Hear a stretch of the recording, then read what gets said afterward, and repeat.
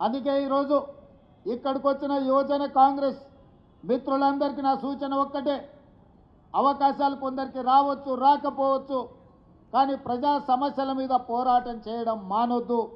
ఈనాడు మన ప్రభుత్వం ప్రజలు కోరుకున్నారు, మార్పు కావాలి, కాంగ్రెస్ రావాలి అని తండాలలో, గూడాలలో, మారుమూల పల్లెల్లో ప్రతి కాంగ్రెస్ పార్టీ కార్యకర్త, దళితులు, గిరిజనులు, ఆదివాసీలు, బలహీన వర్గాలు వీళ్ళందరూ కూడా కలిసికట్టుగా మూకుమ్మడిగా కాంగ్రెస్ పార్టీ జెండా మోసి భుజాలు కాయలు కాసినా కూడా జెండా వదలకుండా మొన్నటి ఎన్నికల్లో ఖచ్చితంగా నిలబడి కొట్లాడినారు. కాబట్టి ఈనాడు తెలంగాణ రాష్ట్రంలో మనం ప్రభుత్వాన్ని ఏర్పాటు చేసుకున్నాం.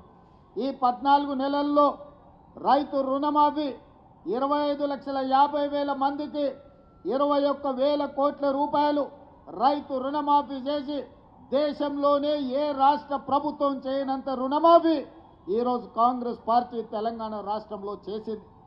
ఇదే కాదు, తెలంగాణ రాష్ట్ర ఉద్యమానికి ఆయువు పట్టైన నిరుద్యోగ సమస్య మొదటి సంవత్సరంలోనే 55,163 ప్రభుత్వ ఉద్యోగ ఖాళీలను భర్తీ చేసి ఈ దేశంలోనే తెలంగాణ రాష్ట్రం ప్రథమ స్థానంలో నిలబడ్డది ప్రభుత్వ ఉద్యోగాలు భర్తీ చేయడంలో.